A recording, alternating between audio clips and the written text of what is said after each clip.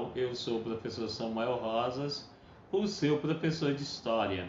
E hoje nós vamos falar um pouquinho a respeito de 3 grandes civilizações que habitaram o sul da América. Então nós vamos falar primeiramente sobre a civilização Maia. Essa civilização apareceu entre os séculos 3 e 10. Os maias se estabeleceram na região onde atualmente se localizam os países de Guatemala, Belize, Honduras, El Salvador e parte do México. A civilização maia ficou conhecida por desenvolver cidades com uma estrutura urbana avançada, com diversos tipos de edifícios e centros cerimoniais, utilizados para o comércio e também para os rituais religiosos. Nessas cidades, o poder político era exercido por um líder considerado pelo povo um representante dos deuses. Por serem agora cidades independentes entre si, com leis próprias e governos próprios, as cidades maias formavam pequenas cidades-estados, igual à Grécia, tá? Igual a Atenas, Tebas e Esparta. Entre elas se destacaram 3 grandes cidades: Mayapã, Tikal e Chichén Itzá. Para os maias, a religião era muito importante e por isso eles vão ter um alimento que vai ser considerado sagrado. Além de praticar o comércio nos centros cerimoniais, os maias dedicavam-se ao cultivo de diversos produtos, como algodão, a mandioca, o cacau e o milho. Era o milho que se destacava em sua importância religiosa, pois não servia apenas de alimento, mas também de alimento sagrado para esse povo. Em razão disso, o milho fazia parte de diversos rituais, sendo utilizado aí como oferta e oferenda sagrada para a divindade protetora desse grão. Então, como ele era amarelinho que nem o sol, provavelmente era o deus do sol que recebia toda essa atenção. Na cultura, a civilização maia desenvolveu diversos conhecimentos nas mais diversas áreas, como na astronomia, na matemática e na arquitetura. Os conhecimentos na área da astronomia possibilitaram agora aos maia a elaboração de 2 tipos de calendário. Um deles muito parecido com o nosso, que era conhecido como Raab. Foi criado com base no movimento da rotação do Sol e totalizava 365 dias. E por conta disso, lembra aí, 2012, contaram um calendário que ia até 2012 e houve um pânico geral no mundo achando que o mundo acabaria em 2012. O outro se baseava em rituais e tinha apenas 260 dias, tá? Os maias também elaboraram um sistema de numeração que facilitou diversas atividades cotidianas, principalmente as administrativas e comerciais.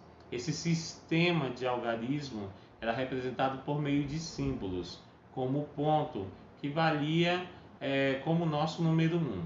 Isso quer dizer então que 2 pontos era igual ao número 2, 3 pontos, número 3 e 4 pontos, número 4. Eles também tinham uma barra, e essa barra horizontal equivalia ao numeral 5. Isso quer dizer que 2 barras seria igual a 10. Bem aqui do lado, ó, tem essa tabelinha aqui que eu vou colocar para você ver como eram esses numerais. E tinha outro em forma oval que parecia uma concha que representava o 0. E é claro, você vai ver ele escrito em diversas escritas aí do povo maia. E falando em escrita, os maias vão desenvolver uma escrita formada por cerca de 800 sinais, que podiam representar ações, ideias e objetos. Esses símbolos eram bem elaborados por escritores especializados chamados de escribas e registrados em rochas ou em códices. Professor, mas o que é um códice? O códice era um conjunto de folhas que, depois de bem preenchidas, eram unidas com uma costura e eles poderiam ter as mais diversas mensagens. Poderiam se tratar de assuntos de rituais religiosos, contar mitos e histórias a respeito do povo. Além de ter a função de comunicar, a escrita maia possui um caráter sagrado. Por isso, os escribas dedicavam um tempo especial para aprimorar suas mensagens por meio desses símbolos, tá? que eram ricamente adornados por eles. E esses eram os maias. Vamos conhecer agora a nossa próxima civilização, os astecas. A civilização asteca se estabeleceu na região central do México. Fixavam-se em terras bem próximas ao lago Texcoco, no ano de 1325. Nesse local eles vão fundar sua capital, a cidade de Tenochtitlan. Tá? Os astecas tinham uma tradição guerreira e por isso ampliaram ali os seus domínios, conquistando os povos que viviam na região. Tá? E eles eram bem aguerridos mesmos. Os povos conquistados eram obrigados a lhes pagar tributo, contribuindo agora para um aumento da sua riqueza e para a formação de um poderoso império. Tá? Eles vão fazer muito isso aí entre os povos da região. E aí tinham um meio de se fazer isso.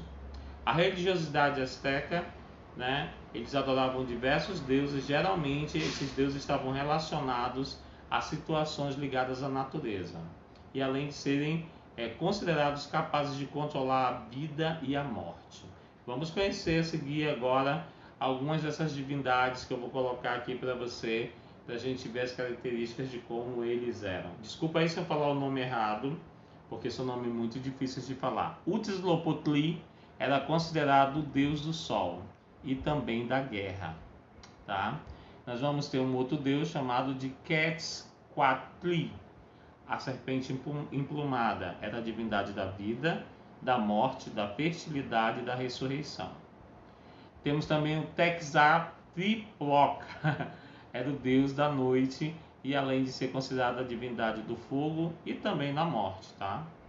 E por último nós vamos ter o Tlaloc, considerado o deus da chuva, do relâmpago e do granizo.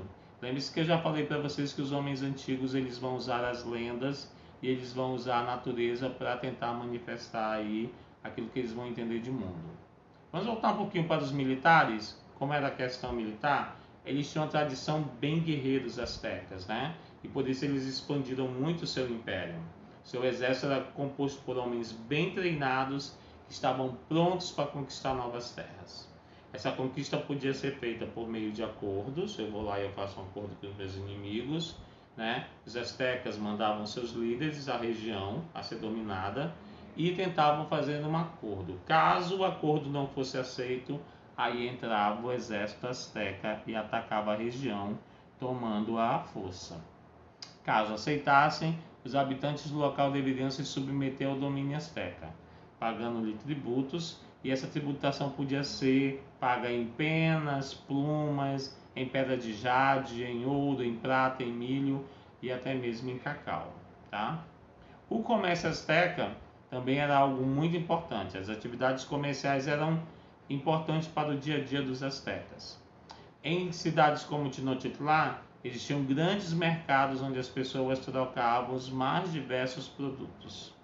Então, dentro dos mercados você poderia, por exemplo, como não havia dinheiro naquela época, os grãos de cacau podiam ser utilizados como moeda de troca.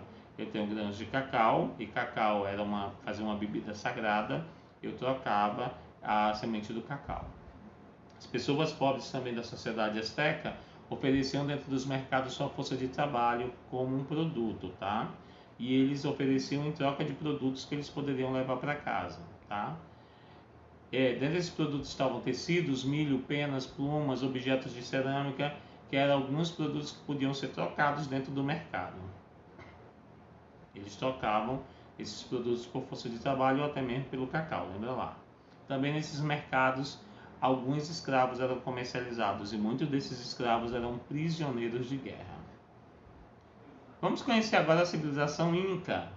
Os Incas se estabeleceram na região onde atualmente está localizada a Bolívia, a Argentina, o Peru, o Equador e o Chile. E a partir do século VII eles conquistaram os povos das regiões vizinhas, formando então assim um poderoso império com a capital na cidade de Cusco, tá? Que fica no Peru. O Império Inca chegou a ter mais de 3.000 quilômetros de extensão e era habitado por cerca de 12 milhões de pessoas, tá? Isso quer dizer que o Império Inca vai ficar ali na região do Pacífico, do litoral pacífico, tá?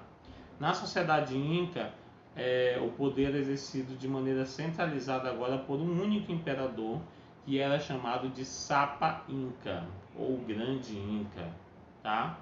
Os Incas consideravam esse homem, esse grande imperador descendente do Sol, o deus Inti, né? E por isso eles costumavam realizar cerimônias para homenageá-lo. Abaixo do imperador estavam aqueles que não pagavam impostos, que seriam ali os ajudantes do imperador, os juízes, os contadores, os chefes militares.